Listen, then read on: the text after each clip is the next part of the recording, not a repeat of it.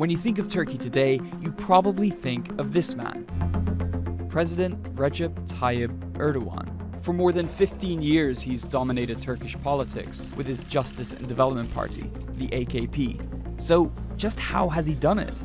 Aslı Aydın Taşbaş is a journalist and analyst on Turkish affairs. Erdogan is a man of the people, he's not an elite. I think there is a certain portion of the population that sees in Erdogan his or her own reflection. From humble roots, he's transformed Turkey. He's brought jobs, economic growth, and a chain of mega infrastructure projects, even if 2018 brought alarming inflation and a currency crisis. High growth is the government's economic mission, but to do so, they've relied on big infrastructure projects and construction. These projects are all great, and they do generate jobs and income, but the problem is, does Turkey have enough resources to finance these things? President Erdogan is also a proud Islamist and the Turkish leader who has unseated the republic's secular foundations with political Islam. With this, Erdogan has won over many socially conservative Turks. Soner Çağatay is an author and expert on Turkish politics. Erdogan has embraced more and more political Islam in the way he governs the country. Turkey went from being a country that discriminates against people who wear religion on their sleeves to a country that discriminates against people who do not wear religion on their sleeves.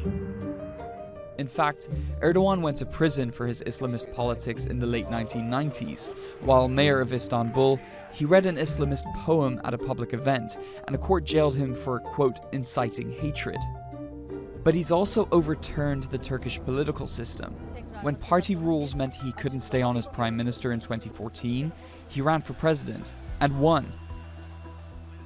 And when the presidency didn't seem powerful enough, he just got Turkey to vote to change its powers.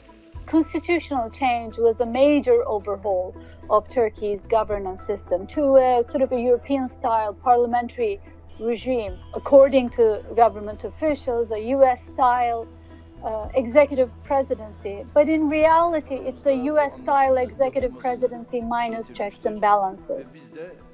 Initially, Erdogan's political reforms brought Turkey more in line with the European Union and closer to the West. But critics say as he's accumulated power, he's grown intolerant of dissent, turning away from the West. After a failed coup in 2016, Erdogan placed the country in a state of emergency to root out perceived enemies. Armed with extraordinary powers, he ordered mass arrests of activists, journalists, and political opponents.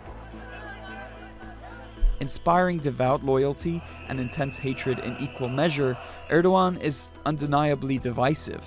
Fault lines of left and right and secularists and Islamists, none of these apply anymore. There is just one fault line in Turkish politics. It is whether somebody loves Erdogan or doesn't like Erdogan. Love him or hate him, Erdogan has been a driving force behind Turkey's transformation, and he's doing whatever he can to keep it that way. So over the weekend, the Iranians said they had reached out to the U.S. through the Swiss. Have you received that message? Has there been any dialogue with Iran, either directly or through an intermediary, since the president called off the strikes? Well, the president's message to Iran is very clear, that we are not going to allow Iran to obtain a nuclear weapon. And we're not going to stand by while Iran continues to sow malign influence across the region. That's why tomorrow the president will announce additional sanctions against Iran. And frankly, as we sit here today, since the end of the Iran nuclear deal now a year ago, and additional sanctions that the United States is imposing, Iran's economy is literally crumbling. And over the last 2 months, we've seen them lashing out even more than they usually do. Remember, Iran is the leading state sponsor of terrorism in the world. They've sown malign influence, even in the wake of the Iran nuclear deal in places like Yemen and elsewhere. Yeah, so they're lashing This president drew an end to that. We've isolated them economically and diplomatically, and they've lashed out. The tanker attack a week ago, the attack on an American UAV last week. The president's made it clear that we are not going to tolerate any threats against American forces, American interests, America's allies in the region, and will never allow Iran to obtain a nuclear weapon.